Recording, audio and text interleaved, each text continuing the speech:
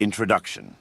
I have been many years training in the way of strategy called Niten Ichi Ryu, and now I think I will explain it in writing for the first time. It is now during the first 10 days of the 10th month in the 20th year of Kane, 1645. I have climbed Mountain Iwato of Higo in Kyushu to pay homage to heaven, pray to Kwannon, and kneel before Buddha. I am a warrior of Harima province, Shinmen Musashi, no Kami Fujiwara, no Genshin, aged 60 years. From youth, my heart has been inclined toward the way of strategy. My first duel was when I was 13. I struck down a strategist of the Shinto school, one Arima Kihei. When I was 16, I struck down an able strategist, Tadashima Akiyama. When I was 21, I went up to the capital and met all manner of strategists, never once failing to win in many contests. After that, I went from province to province, dueling with strategists of various schools, and not once failed to win, even though I had as many as 60 encounters. This was between the ages of 13 and 28 or 29. When I reached 30, I looked back on my past. The previous victories were not due to my having mastered strategy. Perhaps it was natural ability, or the order of heaven, or that other schools' strategy was inferior. After that, I studied morning and evening, searching for the principle, and came to realize the way of strategy when I was 50. Since then, I have lived without following any particular way. Thus, with the virtue of strategy, I practice many arts and abilities, all things with no teacher. To write this book, I did not use the law of Buddha or the teachings of Confucius, neither old war chronicles nor books on martial tactics. I take up my brush to explain the true spirit of this Ichi school as it is mirrored in the way of heaven and Kwannon. The time is the night of the 10th day of the 10th month, at the hour of the tiger. Chapter 1. The Ground Book. Strategy is the craft of the warrior. Commanders must enact the craft, and troopers should know this way. There is no warrior in the world today who really understands the way of strategy. There are various ways. There is the way of salvation by the law of Buddha, the way of Confucius governing the way of learning, the way of healing as a doctor, as a poet teaching the way of waka, tea, archery, and many arts and skills. Each man practices as he feels inclined. It is said the warrior's is the twofold way of pen and sword, and he should have a taste for both ways. Even if a man has no natural ability, he can be a warrior by sticking assiduously to both divisions of the way. Generally speaking, the way of the warrior is resolute acceptance of death. Although not only warriors, but priests, women, peasants, and lowlier folk have been known to die readily in the cause of duty or out of shame. This is a different thing. The warrior is different in that studying the way of strategy is based on overcoming men. By victory gained in crossing swords with individuals or in joining battle with large numbers, we can attain power and fame for ourselves or our lord. This is the virtue of strategy. The way of strategy. In China and Japan, practitioners of the way have been known as masters of strategy. Warriors must learn this way. Recently, there have been people getting on in the world as strategists, but they are usually just sword fencers. The attendants of the Kashima Kantori shrines of the province Hitachi received instruction from the gods and made schools based on this teaching, traveling from country to country instructing men. This is the recent meaning of strategy. It was certainly an art, but as a beneficial practice, it was not limited to sword fencing. The true value of sword fencing cannot be seen within the confines of sword fencing technique. If we look at the world, we see arts for sale. Men use equipment to sell their own selves. As if with the nut and the flower, the nut has become less than the flower.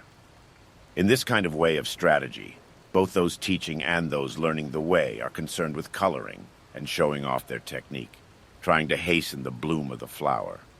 They speak of this dojo and that dojo. They are looking for profit. Someone once said, immature strategy is the cause of grief. That was a true saying. There are 4 ways in which men pass through life, as gentlemen, farmers, artisans, and merchants. The way of the farmer. Using agricultural instruments, he sees springs through to autumns with an eye on the changes of season. Second is the way of the merchant. The winemaker obtains his ingredients and puts them to use to make his living. The way of the merchant is always to live by taking profit. This is the way of the merchant. Thirdly, the gentleman warrior.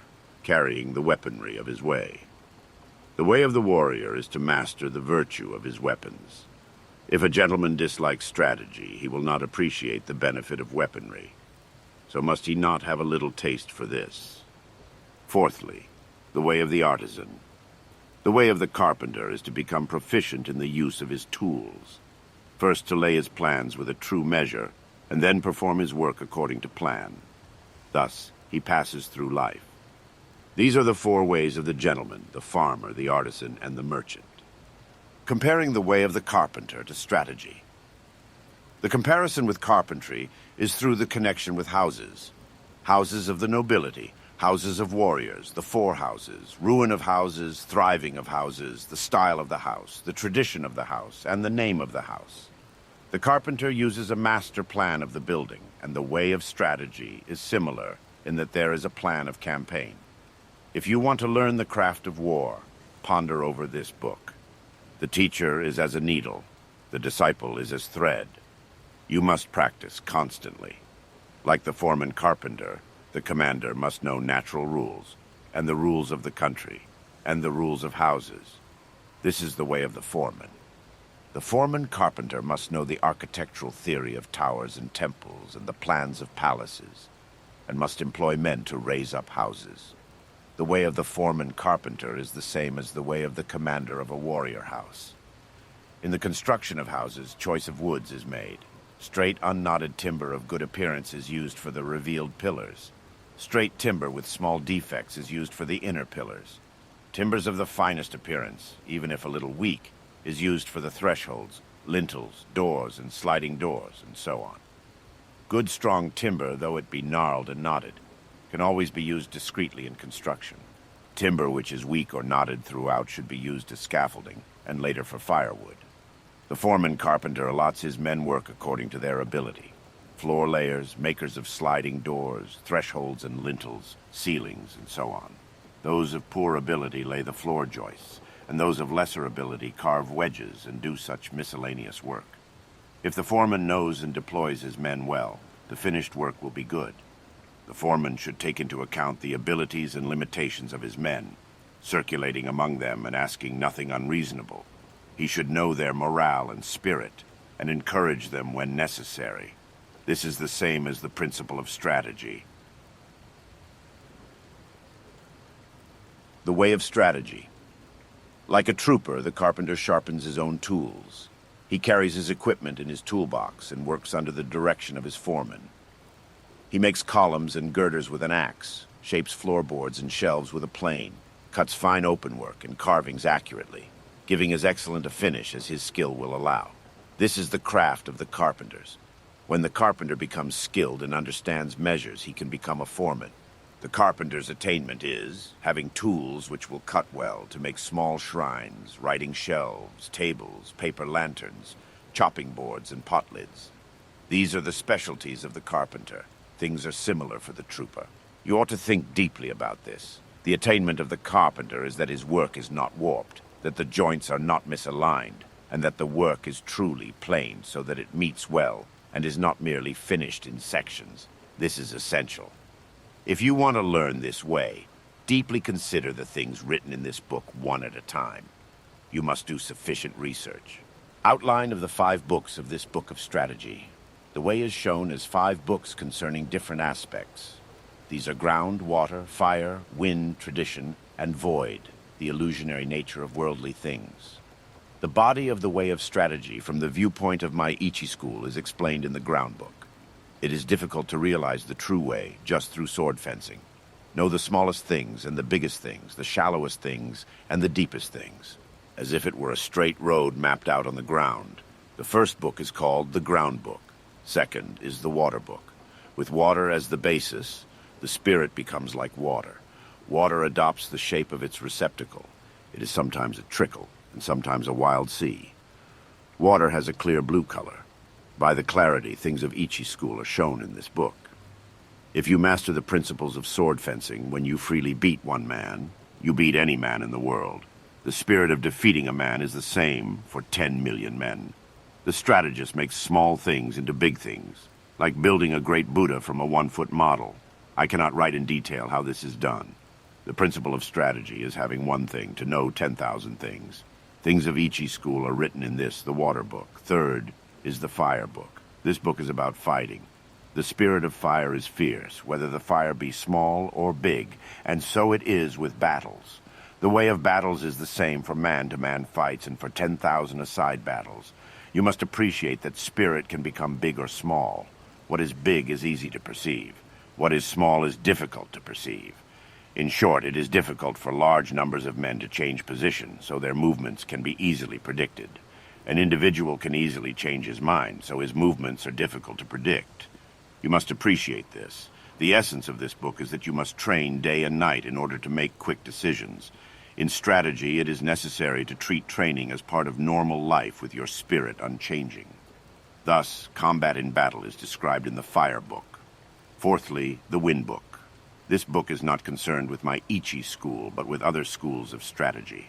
By wind, I mean old traditions, present-day traditions, and family traditions of strategy. Thus, I clearly explain the strategies of the world. This is tradition.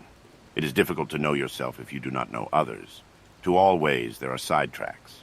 If you study a way daily, and your spirit diverges, you may think you are obeying a good way, but objectively it is not the true way. If you are following the true way and diverge a little, this will later become a large divergence. You must realize this. Other strategies have come to be thought of as mere sword fencing, and it is not unreasonable that this should be so. The benefit of my strategy, although it includes sword fencing, lies in a separate principle. I've explained what is commonly meant by strategy in other schools in the Tradition Wind Book. Fifthly, the Book of the Void. By void, I mean that which has no beginning and no end. Attaining this principle means not attaining the principle. The way of strategy is the way of nature. When you appreciate the power of nature, knowing rhythm of any situation, you will be able to hit the enemy naturally and strike naturally. All this is the way of the void. I intend to show how to follow the true way according to nature in the Book of the Void. The name Ichi Ryu Ni 2, one school, two swords. Warriors, both commanders and troopers, carry two swords at their belt. In olden times, these were called the long sword and the sword. Nowadays, they're known as the sword and the companion sword. Let it suffice to say that in our land, whatever the reason, a warrior carries two swords at his belt. It is the way of the warrior. Nito Ichi Ryu shows the advantages of using both swords. The spear and the halberd are weapons which are carried out of doors. Students of the Ichi school way of strategy should train from the start with the sword and the long sword in either hand. This is a truth. When you sacrifice your life, you must make fullest use of your weaponry. It is false not to do so, and to die with a weapon yet undrawn. If you hold a sword with both hands, it is difficult to wield it freely to left and right. So my method is to carry the sword in one hand. This does not apply to large weapons such as the spear or halberd, but swords and companion swords can be carried in one hand. It is encumbering to hold a sword in both hands when you are on horseback, when running on uneven roads, on swampy ground, muddy rice fields, stony ground, or in a crowd of people. To hold the long sword in both hands is not the true way, for if you carry a bow or spear or other arms in your left hand, you have only one hand free for the long sword. However, when it is difficult to cut an enemy down with one hand, you must use both hands. It is not difficult to wield a sword in one hand. The way to learn this is to train with two long swords, one in each hand. It will seem difficult at first, but everything is difficult at first. Bows are difficult to draw. Halberds are difficult to wield. As you become accustomed to the bow, so your pull will become stronger. When you become used to wielding the longsword, you will gain the power of the way and wield the sword well. As I will explain in the second book, the Water Book, there is no fast way of wielding the longsword. The longsword should be wielded broadly and the companion sword closely. This is the first thing to realize. According to this Ichi school, you can win with a long weapon, and yet you can also win with a short weapon. In short, the way of the Ichi school is the spirit of winning, whatever the weapon and whatever its size. It is better to use two swords rather than one when you are fighting a crowd, and especially if you want to take a prisoner. These things cannot be explained in detail. From one thing, know 10,000 things. When you attain the way of strategy, there will not be one thing you cannot see. You must study hard. The benefit of the two characters reading strategy. Masters of the longsword are called strategists. As for the other military arts, those who master the bow are called archers. Those who master the spear are called spearmen. Those who master the gun are called marksmen. Those who master the halberd are called halberdiers. But we do not call masters of the way of the longsword longswordsmen, nor do we speak of companion swordsmen. Because bows, guns, spears, and halberds are all warriors' equipment, they are certainly part of strategy. To master the virtue of the longsword is to govern the world and oneself. Thus the longsword is the basis of strategy. The principle is strategy by means of the longsword. If he attains the virtue of the longsword, one man can beat 10 men. Just as one man can beat 10, so 100 men can beat 1,000, and 1,000 can beat 10,000. In my strategy, one man is the same as 10,000, so this strategy is the complete warrior's craft. The way of the warrior does not include other ways, such as Confucianism, Buddhism, certain traditions, artistic accomplishments, and dancing. But even though these are not part of the way, if you know the way broadly, you will see it in everything. Men must polish their particular way. The benefit of weapons in strategy. There is a time and place for use of weapons. The best use of the companion sword is in a confined space, or when you are engaged closely with an opponent. The longsword can be used effectively in all situations. The halberd is inferior to the spear on the battlefield. With the spear you can take the initiative. The halberd is defensive. In the hands of one of two men of equal ability, the spear gives a little extra strength. Spear and halberd both have their uses, but neither is very beneficial in confined spaces. They cannot be used for taking a prisoner. They are essentially weapons for the field. Anyway, if you learn indoor techniques, you will think narrowly and forget the true way. Thus you will have difficulty in actual encounters. The bow is tactically strong at the commencement of battle, especially battles on a moor, as it is possible to shoot quickly from among the spearmen. However, it is unsatisfactory in sieges or when the enemy is more than 40 yards away. For this reason, there are nowadays few traditional schools of archery. There is little use nowadays for this kind of skill. From inside fortifications, the gun has no equal among weapons. It is the supreme weapon on the field before the ranks clash. But once swords are crossed, the gun becomes useless. One of the virtues of the bow is that you can see the arrows in flight and correct your aim accordingly, whereas gunshot cannot be seen. You must appreciate the importance of this. Just as a horse must have endurance and no defects, so it is with weapons. Horses should walk strongly, and swords and companion swords should cut strongly. Spears and halberds must stand up to heavy use. Bows and guns must be sturdy. Weapons should be hardy rather than decorative. You should not have a favorite weapon. To become over-familiar with one weapon is as much a fault as not knowing it sufficiently well. You should not copy others, but use weapons which you can handle properly. It is bad for commanders and troopers to have likes and dislikes. These are things you must learn thoroughly. Timing and strategy. There is timing in everything. Timing and strategy cannot be mastered without a great deal of practice. Timing is important in dancing and pipe or string music, for they are in rhythm only if timing is good. Timing and rhythm are also involved in the military arts, shooting bows and guns, and riding horses. In all skills and abilities there is timing. There is also timing in the void. There is timing in the whole life of the warrior, in his thriving and declining, in his harmony and discord. Similarly, there is timing in the way of the merchant, in the rise and fall of capital. All things entail rising and falling timing. You must be able to discern this. In strategy, there are various timing considerations.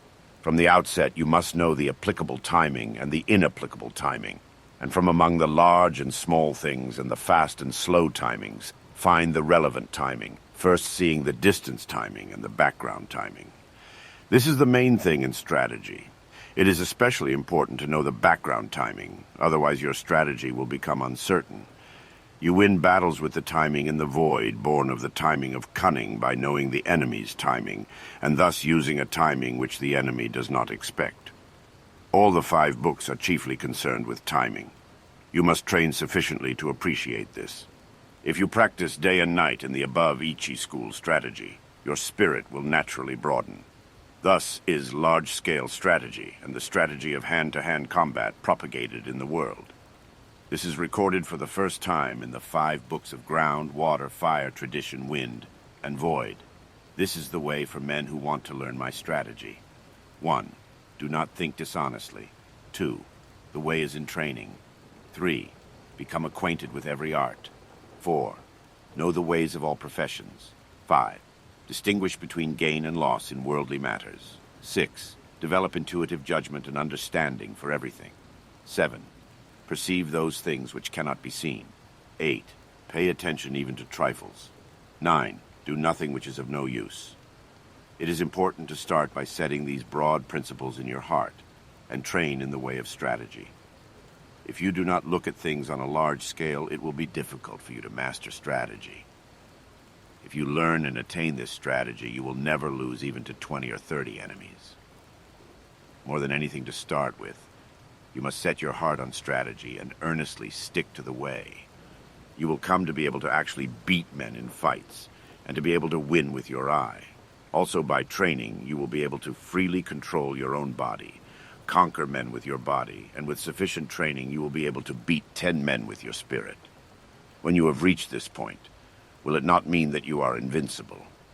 Moreover, in large-scale strategy, the superior man will manage many subordinates dexterously, bear himself correctly, govern the country, and foster the people, thus preserving the ruler's discipline.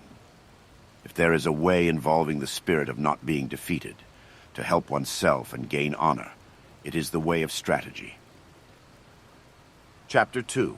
The Water Book. The spirit of the Niten Ichi School of Strategy is based on water, and this water book explains methods of victory as the long sword form of the Ichi school.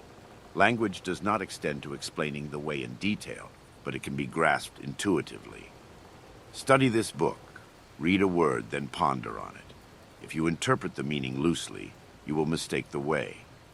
The principles of strategy are written down here in terms of single combat. But you must think broadly so that you attain an understanding for 10,000-a-side battles. Strategy is different from other things in that if you mistake the way even a little, you will become bewildered and fall into bad ways. If you merely read this book, you will not reach the way of strategy. Absorb the things written in this book. Do not just read, memorize, or imitate, but so that you realize the principle from within your own heart. Study hard to absorb these things into your body. Spiritual bearing in strategy. In strategy, your spiritual bearing must not be any different from normal. Both in fighting and in everyday life, you should be determined, though calm. Meet the situation without tenseness, yet not recklessly, your spirit settled, yet unbiased. Even when your spirit is calm, do not let your body relax. And when your body is relaxed, do not let your spirit slacken. Do not let your spirit be influenced by your body, or your body be influenced by your spirit. Be neither insufficiently spirited nor overspirited. An elevated spirit is weak, and a low spirit is weak. Do not let the enemy see your spirit. Small people must be completely familiar with the spirit of large people, and large people must be familiar with the spirit of small people. Whatever your size, do not be misled by the reactions of your own body. With your spirit open and unconstricted, look at things from a high point of view. You must cultivate your wisdom and spirit. Polish your wisdom. Learn public justice. Distinguish between good and evil. Study the ways of different arts one by one. When you cannot be deceived by men, you will have realized the wisdom of strategy. The wisdom of strategy is different from other things.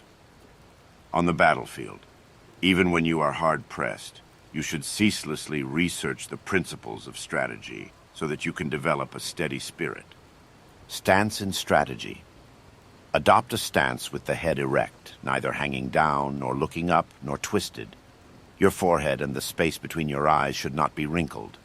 Do not roll your eyes, nor allow them to blink, but slightly narrow them.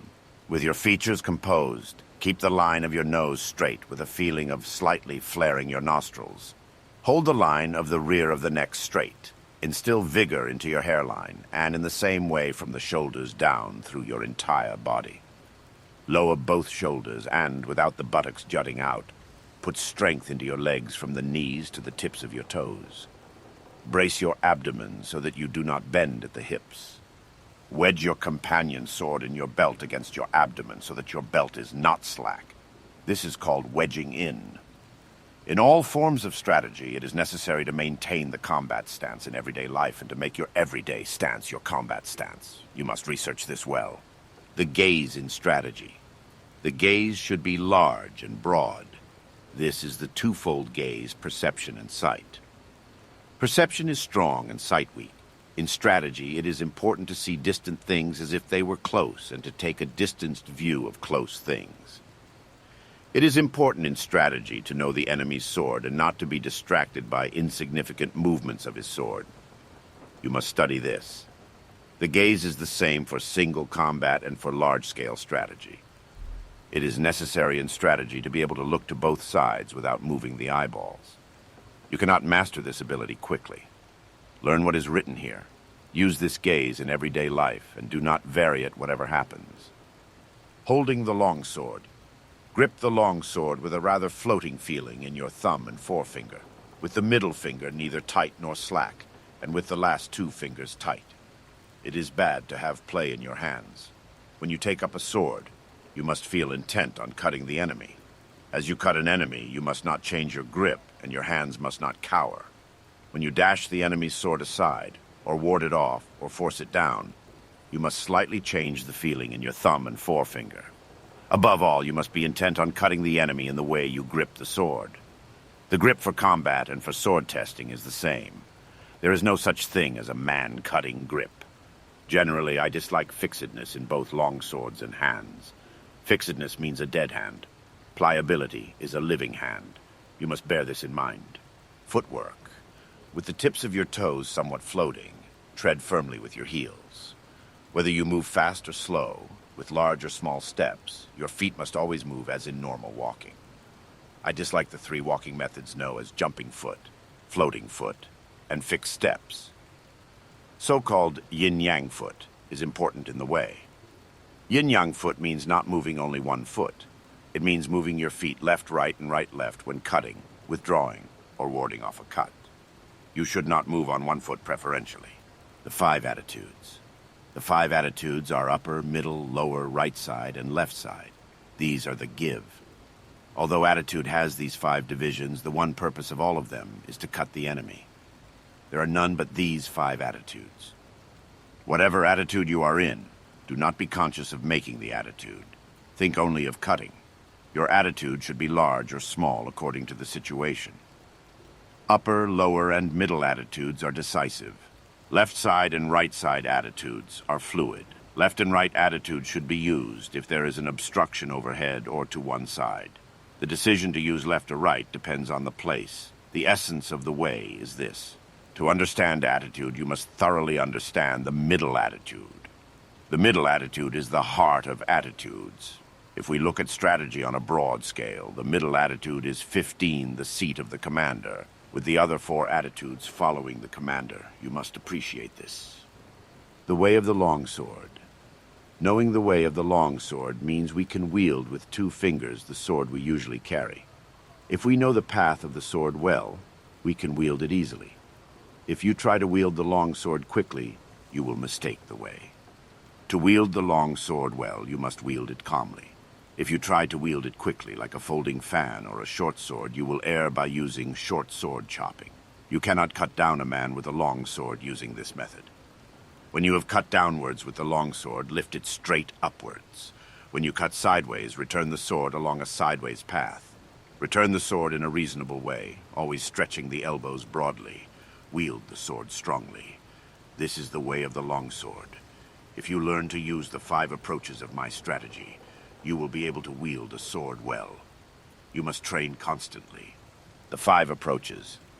1. The first approach is the middle attitude. Confront the enemy with the point of your sword against his face.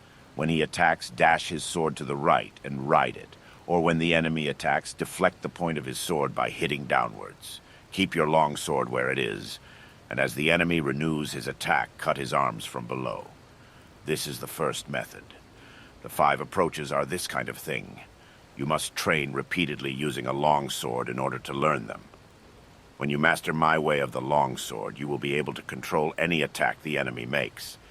I assure you, there are no attitudes other than the 5 attitudes of the longsword of Nito. 2. In the second approach with the longsword, from the upper attitude, cut the enemy just as he attacks. If the enemy evades the cut, keep your sword where it is and scooping up from below, cut him as he renews the attack. It is possible to repeat the cut from here. In this method, there are various changes in timing and spirit. You will be able to understand this by training in the Ichi school. You will always win with the 5 long sword methods. You must train repetitively. 3. In the third approach, adopt the lower attitude, anticipating scooping up. When the enemy attacks, hit his hands from below. As you do so, he may try to hit your sword down. If this is the case, cut his upper arms horizontally with a feeling of crossing. This means that from the lower attitudes, you hit the enemy at the instant that he attacks. You will encounter this method often, both as a beginner and in later strategy. You must train holding a longsword. 4. In this fourth approach, adopt the left side attitude. As the enemy attacks, hit his hands from below. If as you hit his hands, he attempts to dash down your sword, with the feeling of hitting his hands, parry the path of his long sword and cut across from above your shoulder. This is the way of the long sword. Through this method, you win by parrying the line of the enemy's attack. You must research this. 5. In the fifth approach, the sword is in the right side attitude.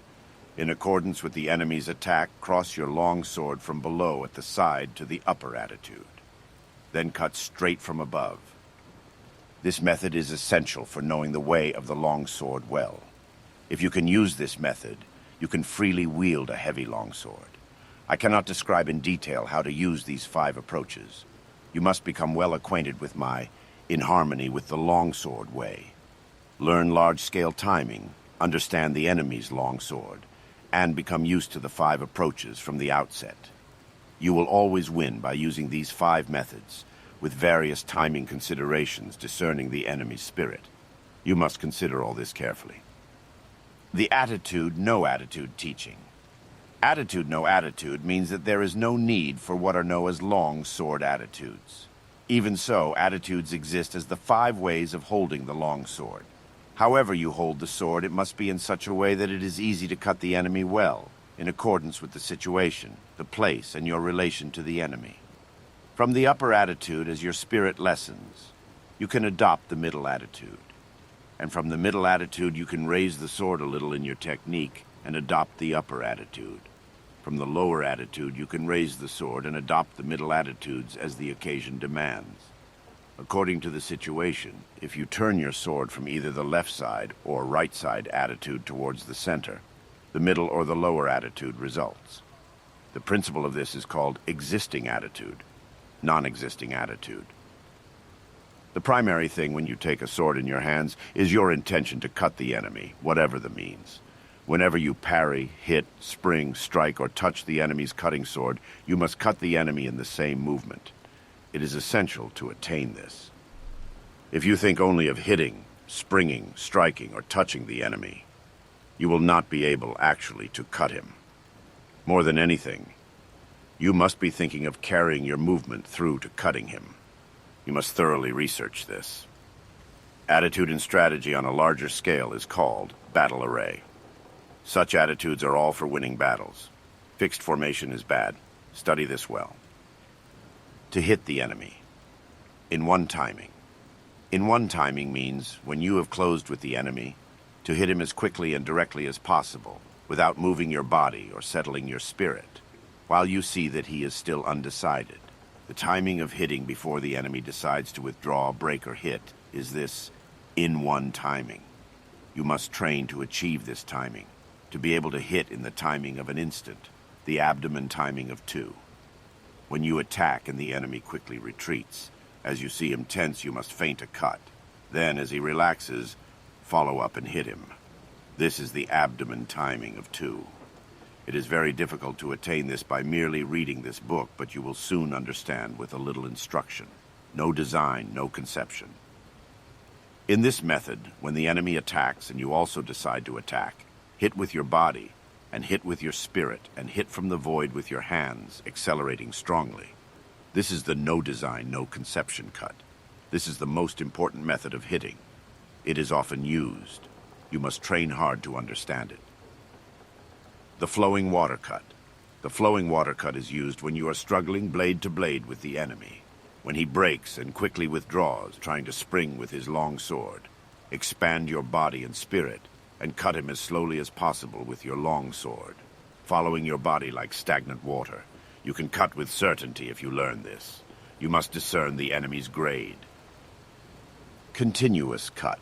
When you attack and the enemy also attacks, and your swords spring together, in one action cut his head, hands, and legs. When you cut several places with one sweep of the long sword, it is the continuous cut. You must practice this cut.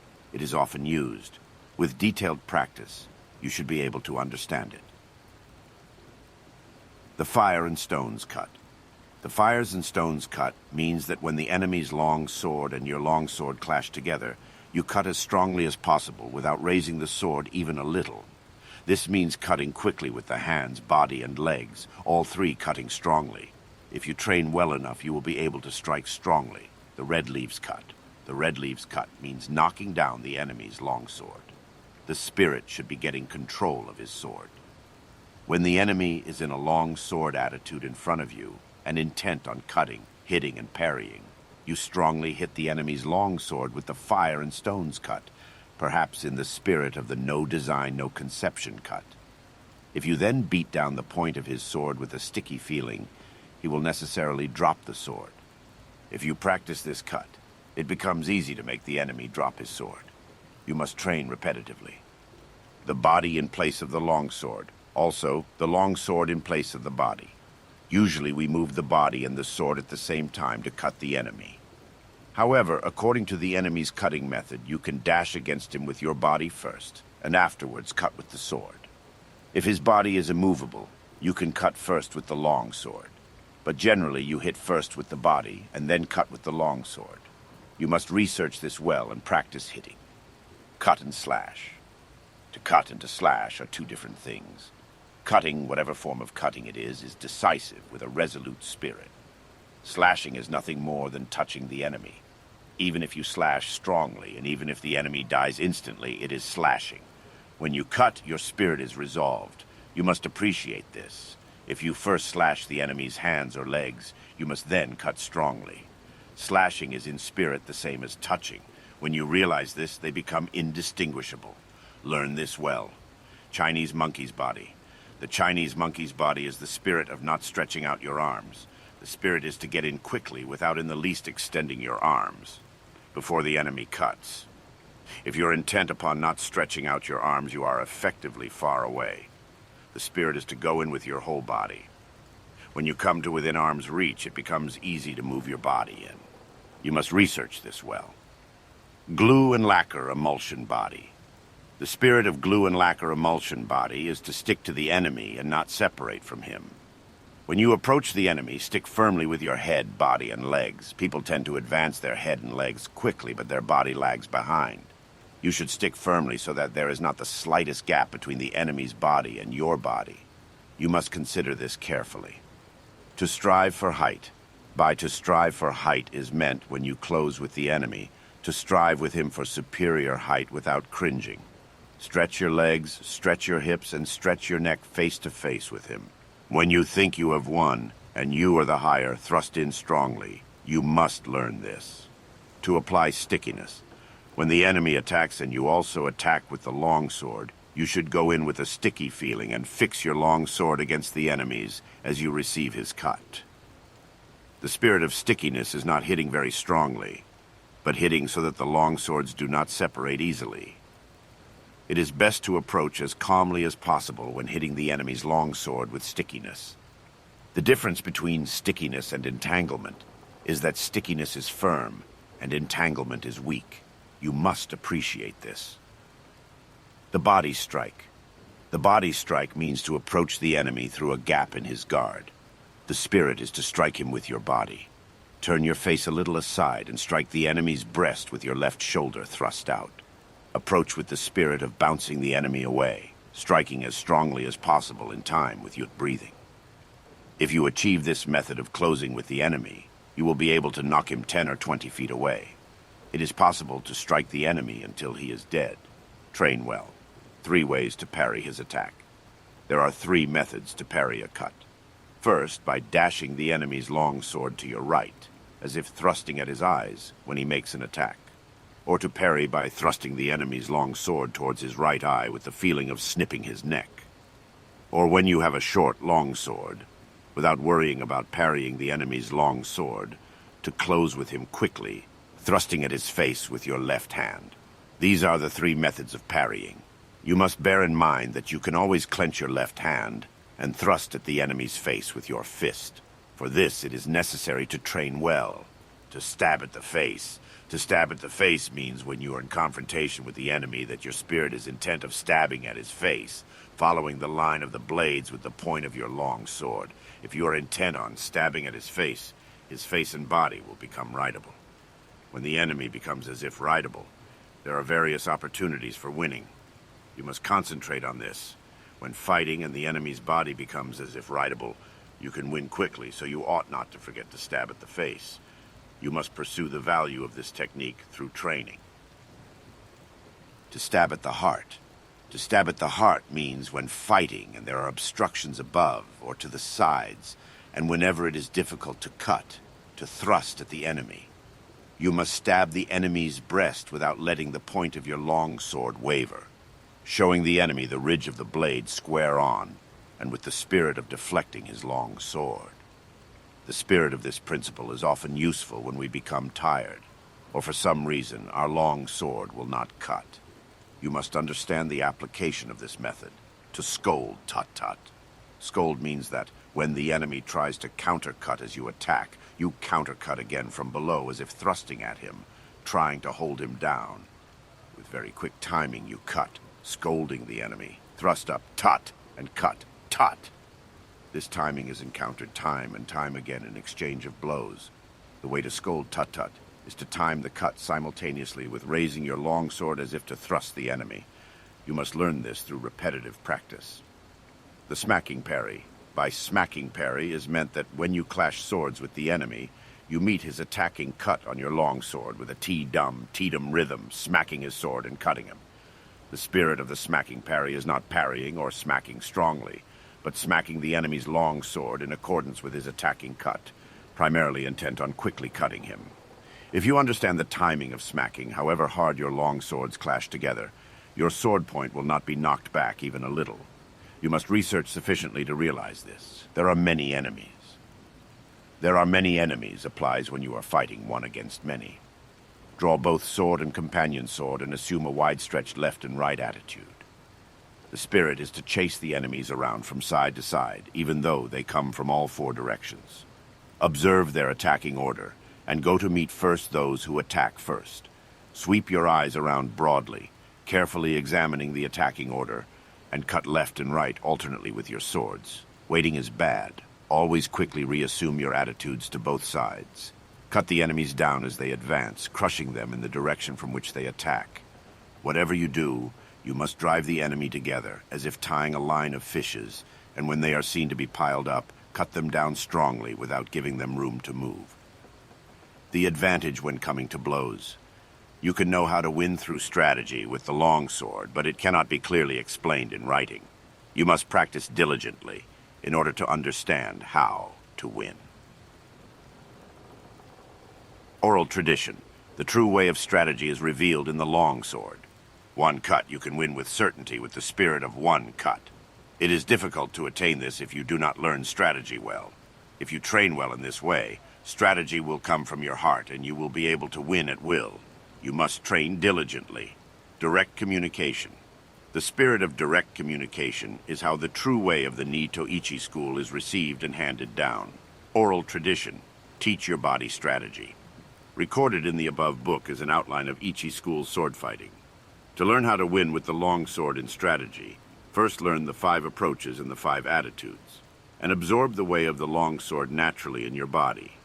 You must understand spirit and timing, handle the long sword naturally, and move body and legs in harmony with your spirit. Whether beating one man or two, you will then know values and strategy. Study the contents of this book, taking one item at a time, and through fighting with enemies, you will gradually come to know the principle of the way. Deliberately, with a patient spirit, absorb the virtue of all this, from time to time raising your hand in combat. Maintain this spirit whenever you cross swords with an enemy. Step by step walk the 1,000-mile road. Study strategy over the years and achieve the spirit of the warrior. Today is victory over yourself of yesterday. Tomorrow is your victory over lesser men. Next, in order to beat more skillful men, train according to this book, not allowing your heart to be swayed along a sidetrack. Even if you kill an enemy, if it is not based on what you have learned, it is not the true way. If you attain this way of victory, then you will be able to beat several tens of men. What remains is sword-fighting ability, which you can attain in battles and duels. Chapter 3. The Fire Book. In this, the Fire Book of the Nai to Ichi School of Strategy. I describe fighting as fire. In the first place, people think narrowly about the benefit of strategy. By using only their fingertips, they only know the benefit of 3 of the 5 inches of the wrist. They let a contest be decided, as with the folding fan, merely by the span of their forearms. They specialize in the small matter of dexterity, learning such trifles as hand and leg movements with the bamboo practice sword. In my strategy, the training for killing enemies is by way of many contests, fighting for survival, discovering the meaning of life and death, learning the way of the sword, judging the strength of attacks, and understanding the way of the edge and ridge of the sword. You cannot profit from small techniques, particularly when full armor is worn. My way of strategy is the sure method to win when fighting for your life, 1 man against 5 or 10. There is nothing wrong with the principle, 1 man can beat 10, so 1,000 men can beat 10,000. You must research this. Of course, you cannot assemble 1,000 or 10,000 men for everyday training, but you can become a master of strategy by training alone with a sword, so that you can understand the enemy's strategy, his strength and resources, and come to appreciate how to apply strategy to beat 10,000 enemies. Any man who wants to master the essence of my strategy must research diligently, training morning and evening. Thus can he polish his skill, become free from self, and realize extraordinary ability. He will come to possess miraculous power. This is the practical result of strategy. Depending on the place, examine your environment, stand in the sun, that is, take up an attitude with the sun behind you. If the situation does not allow this, you must try to keep the sun on your right side. In buildings, you must stand with the entrance behind you or to your right. Make sure that your rear is unobstructed and that there is free space on your left, your right side being occupied with your side attitude. At night, if the enemy can be seen, keep the fire behind you and the entrance to your right, and otherwise take up your attitude as above. You must look down on the enemy and take up your attitude on slightly higher places. For example, the camisa in a house is thought of as a high place. When the fight comes, always endeavor to chase the enemy around to your left side. Chase him towards awkward places, and try to keep him with his back to awkward places. When the enemy gets into an inconvenient position, do not let him look around, but conscientiously chase him around and pin him down. In houses, chase the enemy into the thresholds, lintels, doors, verandas, pillars, and so on, again not letting him see his situation. Always chase the enemy into bad footholds, obstacles at the side, and so on, using the virtues of the place to establish predominant positions from which to fight. You must research and train diligently in this. The 3 methods to forestall the enemy. The first is to forestall him by attacking. This is called Ken no Sen, to set him up. Another method is to forestall him as he attacks. This is called Tai no Sen, to wait for the initiative. The other method is when you and the enemy attack together. This is called Tai Tai no Sen, to accompany him and forestall him. There are no methods of taking the lead other than these 3, because you can win quickly by taking the lead. It is one of the most important things in strategy. There are several things involved in taking the lead. You must make the best of the situation, see through the enemy's spirit, so that you grasp his strategy and defeat him. It is impossible to write about this in detail. The first, Ken no Sen. When you decide to attack, keep calm and dash in quickly, forestalling the enemy. Or you can advance seemingly strongly but with a reserved spirit, forestalling him with the reserve. Alternatively, advance with as strong a spirit as possible. And when you reach the enemy, move with your feet a little quicker than normal, unsettling him and overwhelming him sharply. Or, with your spirit calm, attack with a feeling of constantly crushing the enemy, from first to last. The spirit is to win in the depths of the enemy. These are all Ken no Sen. The second, Tai no Sen. When the enemy attacks, remain undisturbed but feign weakness. As the enemy reaches you, suddenly move away, indicating that you intend to jump aside, then dash in, attacking strongly as soon as you see the enemy relax. This is one way. Or, as the enemy attacks, attack still more strongly, taking advantage of the resulting disorder in his timing to win. This is the Tai no Sen principle. The third, Tai no Sen. When the enemy makes a quick attack, you must attack strongly and calmly, aim for his weak point as he draws near, and strongly defeat him. Or, if the enemy attacks calmly, you must observe his movements, and with your body rather floating, join in with his movements as he draws near. Move quickly and cut him strongly. This is Tai no Sen. These things cannot be clearly explained in words. You must research what is written here. In these three ways of forestalling, you must judge the situation. This does not mean that you always attack first, but if the enemy attacks first, you can lead him around. In strategy, you have effectively won when you forestall the enemy. So you must train well to attain this. To hold down a pillow. To hold down a pillow means not allowing the enemy's head to rise. In contests of strategy, it is bad to be led about by the enemy. You must always be able to lead the enemy about. Obviously, the enemy will also be thinking of doing this, but he cannot forestall you if you do not allow him to come out. In strategy, you must stop the enemy as he attempts to cut. You must push down his thrust and throw off his hold when he tries to grapple. This is the meaning of to hold down a pillow. When you have grasped this principle, whatever the enemy tries to bring about in the fight, you will see in advance and suppress it. The spirit is to check his attack at the syllable at. When he jumps, check his jump at the syllable ju, and check his cut at cu. The important thing in strategy is to suppress the enemy's useful actions, but allow his useless actions. However, doing this alone is defensive. First, you must act according to the way, suppressing the enemy's techniques, foiling his plans, and thence command him directly. When you can do this, you will be a master of strategy.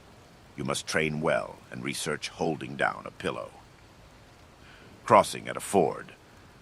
Crossing at a ford means, for example, crossing the sea at a strait, or crossing over 100 miles of broad sea at a crossing place. I believe this crossing at a ford occurs often in man's lifetime. It means setting sail even though your friends stay in harbor, knowing the route, knowing the soundness of your ship and the favor of the day. When all the conditions are meet, and there is perhaps a favorable wind or a tailwind, then set sail. If the wind changes within a few miles of your destination, you must row across the remaining distance without sail. If you attain this spirit, it applies to everyday life. You must always think of crossing at a ford. In strategy also, it is important to cross at a ford. Discern the enemy's capability, and knowing your own strong points, cross the ford at the advantageous place as a good captain crosses a sea route. If you succeed in crossing at the best place, you may take your ease. To cross at a ford means to attack the enemy's weak point and to put yourself in an advantageous position. This is how to win large-scale strategy. The spirit of crossing at a ford is necessary in both large and small-scale strategy. You must research this well. To know the times. To know the times means to know the enemy's disposition in battle. Is it flourishing or waning? By observing the spirit of the enemy's men and getting the best position, you can work out the enemy's disposition and move your men accordingly. You can win through this principle of strategy, fighting from a position of advantage. When in a duel, you must forestall the enemy and attack when you have first recognized his school of strategy. perceived his quality and his strong and weak points. Attack in an unsuspecting manner, knowing his meter and modulation and the appropriate timing. Knowing the times means, if your ability is high, seeing right into things. If you are thoroughly conversant with strategy, you will recognize the enemy's intentions and thus have many opportunities to win. You must sufficiently study this. To tread down the sword. To tread down the sword is a principle often used in strategy. First, in large-scale strategy, when the enemy first discharges bows and guns and then attacks, it is difficult for us to attack if we are busy loading powder into our guns or notching our arrows. The spirit is to attack quickly while the enemy is still shooting with bows or guns. The spirit is to win by treading down as we receive the enemy's attack. In single combat, we cannot get a decisive victory by cutting with a T-dum feeling in the wake of the enemy's attacking long sword. We must defeat him at the start of his attack, in the spirit of treading him down with the feet, so that he cannot rise again to the attack. Treading does not simply mean treading with the feet. Tread with the body, tread with the spirit, and, of course, tread and cut with the long sword. You must achieve the spirit of not allowing the enemy to attack a second time. This is the spirit of forestalling in every sense. Once at the enemy, you should not aspire just to strike him, but to cling after the attack. You must study this deeply, to know collapse. Everything can collapse. Houses, bodies, and enemies collapse when their rhythm becomes deranged. In large-scale strategy, when the enemy starts to collapse, you must pursue him without letting the chance go. If you fail to take advantage of your enemy's collapse, they may recover. In single combat, the enemy sometimes loses timing and collapses. If you let this opportunity pass, he may recover and not be so negligent thereafter. Fix your eye on the enemy's collapse and chase him, attacking so that you do not let him recover. You must do this. The chasing attack is with a strong spirit. You must utterly cut the enemy down so that he does not recover his position. You must understand how to utterly cut down the enemy. To become the enemy. To become the enemy means to think yourself in the enemy's position. In the world, people tend to think of a robber trapped in a house as a fortified enemy. However, if we think of becoming the enemy, we feel that the whole world is against us and that there is no escape. He who is shut inside is a pheasant. He who enters to arrest is a hawk. You must appreciate this. In large-scale strategy, people are always under the impression that the enemy is strong, and so tend to become cautious. But if you have good soldiers, and if you understand the principles of strategy, and if you know how to beat the enemy, there is nothing to worry about. In single combat, also, you must put yourself in the enemy's position. If you think, here is a master of the way who knows the principles of strategy, then you will surely lose. You must consider this deeply. To release forehands is used when you and the enemy are contending with the same spirit, and the issue cannot be decided. Abandon this spirit and win through an alternative resource. In large-scale strategy, when there is a forehand spirit, do not give up. It is man's existence. Immediately throw away this spirit and win with a technique the enemy does not expect. In single combat also, when we think we have fallen into the four hands situation, we must defeat the enemy by changing our mind and applying a suitable technique according to his condition. You must be able to judge this. To move the shade.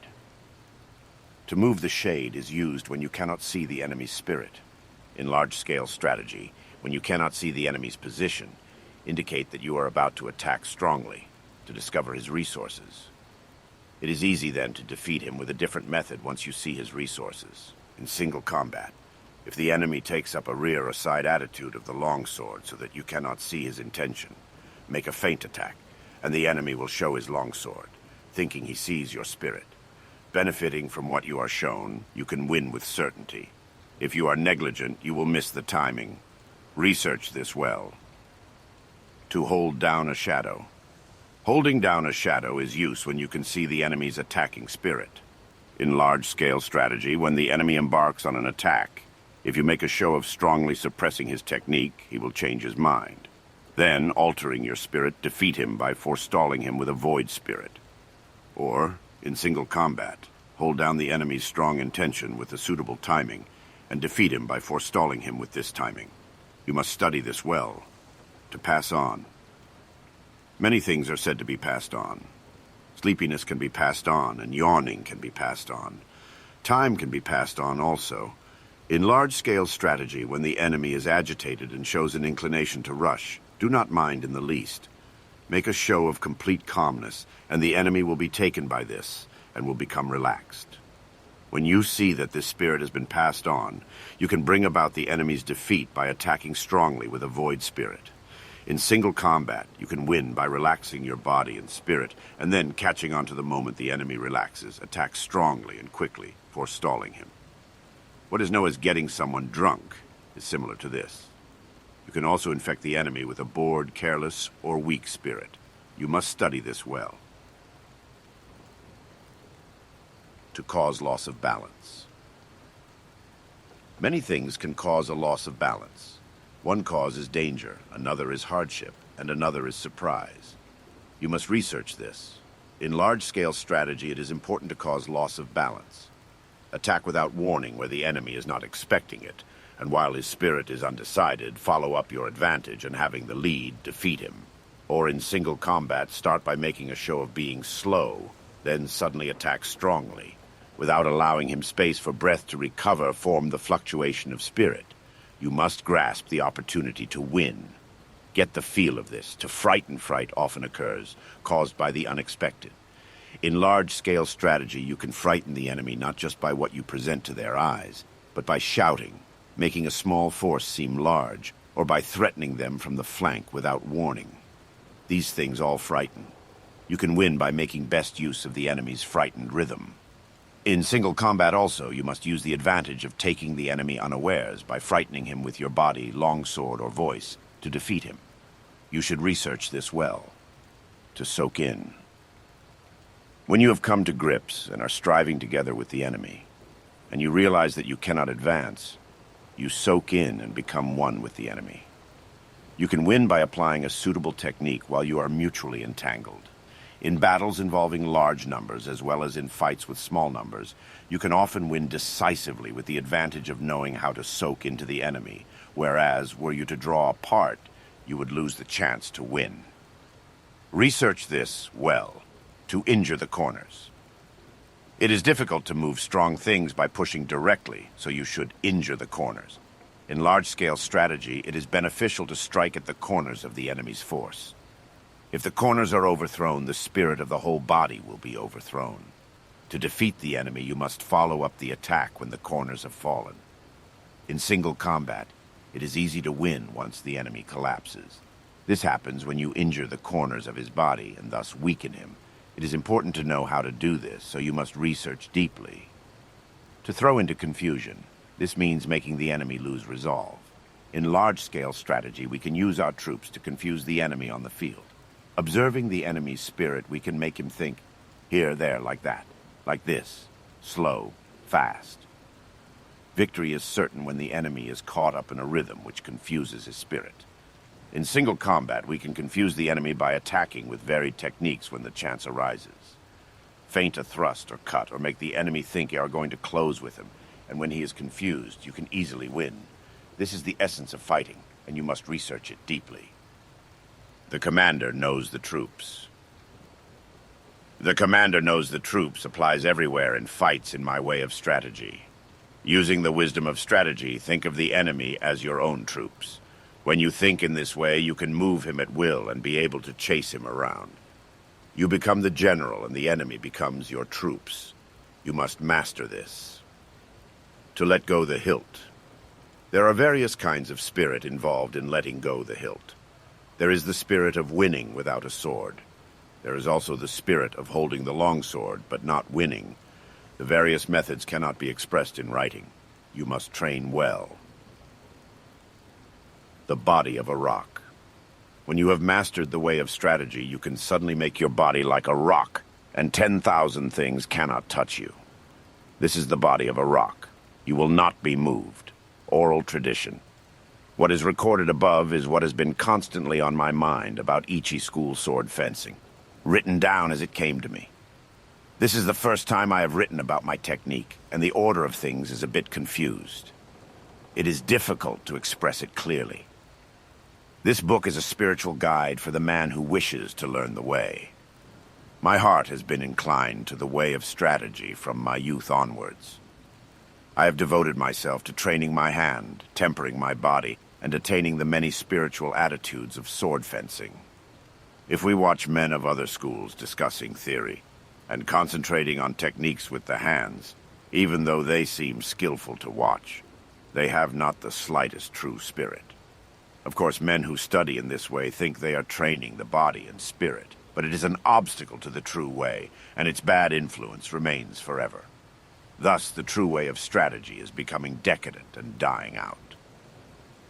The true way of sword fencing is the craft of defeating the enemy in a fight, and nothing other than this. If you attain and adhere to the wisdom of my strategy, you need never doubt that you will win. Chapter 4. The Wind Book. In strategy, you must know the ways of other schools, so I have written about various other traditions of strategies in this, the Wind Book. Without knowledge of the ways of other schools, it is difficult to understand the essence of my Ichi school. Looking at other schools, we find some that specialize in techniques of strength using extra long swords. Some schools study the way of the short sword, known as kodachi. Some schools teach dexterity and large numbers of sword techniques, teaching attitudes of the sword as the surface and the way as the interior. That none of these are the true way I show clearly in the interior of this book. All the vices and virtues and rights and wrongs. My Ichi school is different. Other schools make accomplishments their means of livelihood, growing flowers and decoratively coloring articles in order to sell them. This is definitely not the way of strategy. Some of the world's strategists are concerned only with sword fencing and limit their training to flourishing the long sword and carriage of the body. But is dexterity alone sufficient to win? This is not the essence of the way. I have recorded the unsatisfactory point of other schools one by one in this book. You must study these matters deeply to appreciate the benefit of my Nito Ichi school. Other schools using extra long sword. Some other schools have a liking for extra long swords. From the point of view of my strategy, these must have been seen as weak schools. This is because they do not appreciate the principle of cutting the enemy by any means. Their preference is for the extra long sword, and relying on the virtue of its length, they think to defeat the enemy from a distance. In this world it is said, 1 inch gives the hand advantage, but these are the idle words of one who does not know strategy.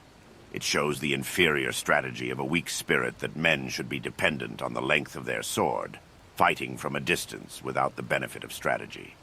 I expect there is a case for the school in question liking extra long swords as part of its doctrine. But if we compare this to real life, it is unreasonable. Surely we need not necessarily be defeated if we are using a short sword and have no long sword. It is difficult for these people to cut the enemy when at close quarters because of the length of the long sword. The blade path is large, so the long sword is an encumbrance, and they are at a disadvantage compared to the man armed with a short companion sword. From olden times it has been said great and small go together. So do not unconditionally dislike extra long swords. What I dislike is the inclination towards the long sword. If we consider large-scale strategy, we can think of large forces in terms of long swords and small forces as short swords. Cannot few me give battle against many? There are many instances of few men overcoming many. Your strategy is of no account if when called on to fight in a confined space your heart is inclined to the long sword, or if you are in a house armed only with your companion sword. Besides, some men have not the strength of others. In my doctrine, I dislike preconceived narrow spirit. You must study this well. The strong, long sword spirit in other schools. You should not speak of strong and weak long swords. If you just wield the long sword in a strong spirit, your cutting will be coarse, and if you use the sword coarsely, you will have difficulty in winning. If you are concerned with the strength of your sword, you will try to cut unreasonably strongly, and will not be able to cut at all. It is also bad to try to cut strongly when testing the sword. Whenever you cross swords with an enemy, you must not think of cutting him, either strongly or weakly. Just think of cutting and killing him. Be intent solely upon killing the enemy. Do not try to cut strongly, and of course, do not think of cutting weakly. You should only be concerned with killing the enemy. If you rely on strength, when you hit the enemy's sword, you will inevitably hit too hard. If you do this, your own sword will be carried along as a result. Thus, the saying, "the strongest hand wins," has no meaning. In large-scale strategy, if you have a strong army and are relying on strength to win, but the enemy also has a strong army, the battle will be fierce. This is the same for both sides. Without the correct principle, the fight cannot be won. The spirit of my school is to win through the wisdom of strategy, paying no attention to trifles. Study this well. Use of the shorter longsword in other schools. Using a shorter longsword is not the true way to win. In ancient times, tachi and katana meant long and short swords. Men of superior strength in the world can wield even a long sword lightly, so there is no case for their liking the short sword. They also make use of the length of spears and halberds. Some men use a shorter longsword with the intention of jumping in and stabbing the enemy at the unguarded moment when he flourishes his sword. This inclination is bad. To aim for the enemy's unguarded moment is completely defensive and undesirable at close quarters with the enemy. Furthermore, you cannot use the method of jumping inside his defense with a short sword if there are many enemies. Some men think that if they go against many enemies with a shorter longsword, they can unrestrictedly frisk around cutting in sweeps, but they have to parry cuts continuously and eventually become entangled with the enemy. This is inconsistent with the true way of strategy. The sure way to win thus is to chase the enemy around in confusing manner, causing him to jump aside, with your body held strongly and straight. The same principle applies to large-scale strategy. The essence of strategy is to fall upon the enemy in large numbers and bring about his speedy downfall. By their study of strategy, people of the world get used to countering, evading, and retreating as the normal thing. They become set in this habit, so can easily be paraded around by the enemy. The way of strategy is straight and true. You must chase the enemy around and make him obey your spirit. Other schools with many methods of using the longsword placing a great deal of importance on the attitudes of the longsword is a mistaken way of thinking. What is known in the world as attitude applies when there is no enemy. The reason is that this has been a precedent since ancient times, and there should be no such thing as "this is the modern way to do it" in dueling. You must force the enemy into inconvenient situations. Attitudes are for situations in which you are not to be moved. That is, for garrisoning castles, battle array, and so on, showing the spirit of not being moved even by a strong assault. In the way of dueling, however, you must always be intent upon taking the lead and attacking.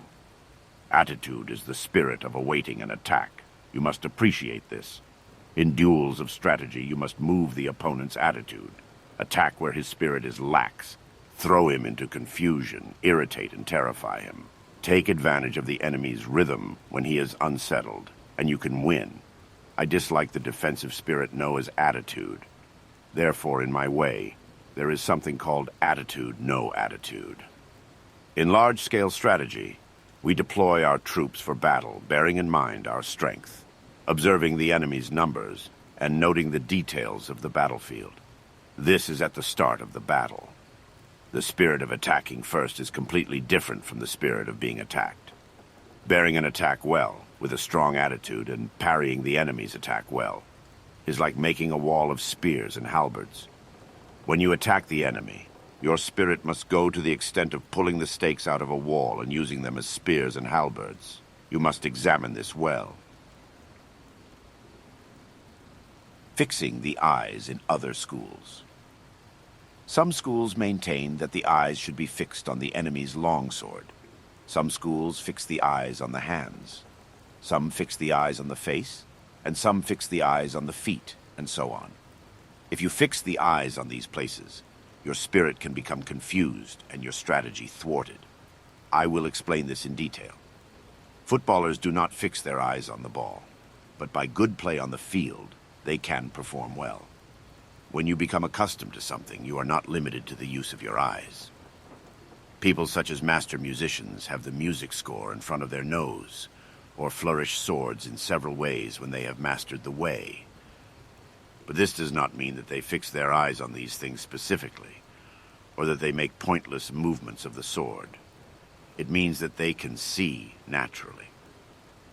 In the way of strategy, when you have fought many times, you will easily be able to appraise the speed and position of the enemy's sword. And having mastery of the way, you will see the weight of his spirit. In strategy, fixing the eyes means gazing at the man's heart. In large-scale strategy, the area to watch is the enemy's strength. Perception and sight are the two methods of seeing.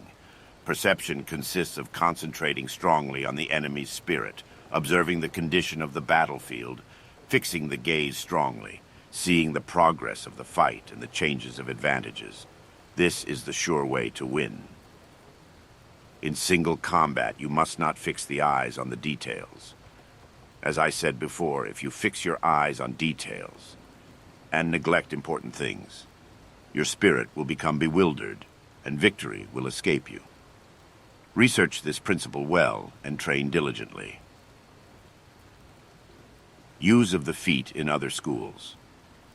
There are various methods of using the feet: floating foot, jumping foot, springing foot, treading foot, crow's foot, and such nimble walking methods. From the point of view of my strategy, these are all unsatisfactory. I dislike floating foot because the feet always tend to float during the fight. The way must be trod firmly. Neither do I like jumping foot because it encourages the habit of jumping and a jumpy spirit. However much you jump, there is no real justification for it, so jumping is bad. Springing foot causes a springing spirit, which is indecisive. Treading foot is a waiting method, and I especially dislike it. Apart from these, there are various fast walking methods, such as crow's foot and so on. Sometimes, however, you may encounter the enemy on marshland, swampy ground, river valleys, stony ground, or narrow roads in which situations you cannot jump or move the feet quickly. In my strategy, the footwork does not change. I always walk as I usually do in the street. You must never lose control of your feet. According to the enemy's rhythm, move fast or slowly, adjusting your body not too much and not too little. Carrying the feet is important also in large-scale strategy. This is because if you attack quickly and thoughtlessly without knowing the enemy's spirit, your rhythm will become deranged and you will not be able to win. Or if you advance too slowly, you will not be able to take advantage of the enemy's disorder. The opportunity to win will escape, and you will not be able to finish the fight quickly. You must win by seizing upon the enemy's disorder and derangement, and by not according him even a little hope of recovery. Practice this well. Speed in other schools. Speed is not part of the true way of strategy. Speed implies that things seem fast or slow, according to whether or not they are in rhythm. Whatever the way, the master of strategy does not appear fast. Some people can walk as fast as 100 or 120 miles in a day, but this does not mean that they run continuously from morning till night. Unpracticed runners may seem to have been running all day, but their performance is poor. In the way of dance, accomplished performers can sing while dancing, but when beginners try this, they slow down, and their spirit becomes busy. The old pine tree melody beaten on a leather drum is tranquil, but when beginners try this, they slow down, and their spirit becomes busy. Very skillful people can manage a fast rhythm, but it is bad to beat hurriedly. If you try to beat too quickly, you will get out of time. Of course, slowness is bad. Really skillful people never get out of time and are always deliberate and never appear busy. From this example, the principle can be seen. What is known as speed is especially bad in the way of strategy. The reason for this is that depending on the place, marsh or swamp and so on, it may not be possible to move the body and legs together quickly. Still less will you be able to cut quickly if you have a long sword in this situation. If you try to cut quickly, as if using a fan or short sword, you will not actually cut even a little. You must appreciate this. In large-scale strategy also, a fast, busy spirit is undesirable. The spirit must be that of holding down a pillow. Then you will not be even a little late. When your opponent is hurrying recklessly, you must act contrarily and keep calm. You must not be influenced by the opponent. Train diligently to attain this spirit. Interior and surface in other schools. There is no interior nor surface in strategy. The artistic accomplishments usually claim inner meaning and secret tradition, and interior and gait. But in combat, there is no such thing as fighting on the surface, or cutting with the interior. When I teach my way, I first teach by training in techniques which are easy for the pupil to understand, a doctrine which is easy to understand. I gradually endeavor to explain the deep principle, points which it is hardly possible to comprehend according to the pupil's progress. In any event, because the way to understanding is through experience, I do not speak of interior and gait. In this world, if you go into the mountains and decide to go deeper and yet deeper, instead you will emerge at the gate. Whatever the way, it has an interior, and it is sometimes a good thing to point out the gate. In strategy, we cannot say what is concealed and what is revealed. Accordingly, I dislike passing on my way through written pledges and regulations. Perceiving the ability of my pupils, I teach the direct way, remove the bad influence of other schools, and gradually introduce them to the true way of the warrior. The method of teaching my strategy is with a trustworthy spirit. You must train diligently. I have tried to record an outline of the strategy of other schools in the above 9 sections. I could now continue by giving a specific account of these schools one by one, from the gate to the interior. But I have intentionally not named the schools or their main points. The reason for this is that different branches of schools give different interpretations of the doctrines. Inasmuch as men's opinions differ, so there must be differing ideas on the same matter. Thus, no one man's conception is valid for any school. I have shown the general tendencies of other schools on 9 points. If we look at them from an honest viewpoint, we see that people always tend to like long swords or short swords, and become concerned with strength in both large and small matters. You can see why I do not deal with the gates of other schools. In my Ichi school of the longsword, there is neither gate nor interior. There is no inner meaning in sword attitudes. You must simply keep your spirit true to realize the virtue of strategy. Chapter 5. The Book of the Void.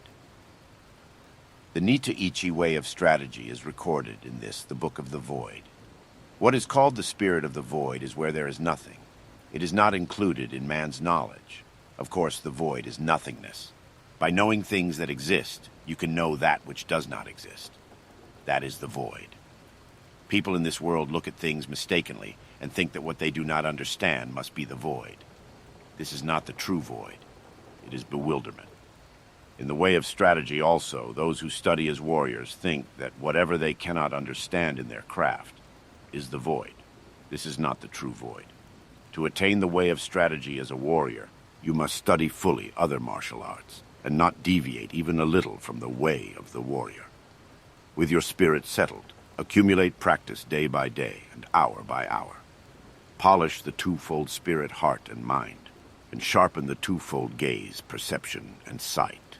When your spirit is not in the least clouded, when the clouds of bewilderment clear away, there is the true void. Until you realize the true way, whether in Buddhism or in common sense, you may think that things are correct and in order. However, if we look at things objectively, from the viewpoint of laws of the world, we see various doctrines departing from the true way. Know well this spirit, and with forthrightness as the foundation and the true spirit as the way, enact strategy broadly, correctly, and openly. Then you will come to think of things in a wide sense, and taking the void as the way, you will see the way as void.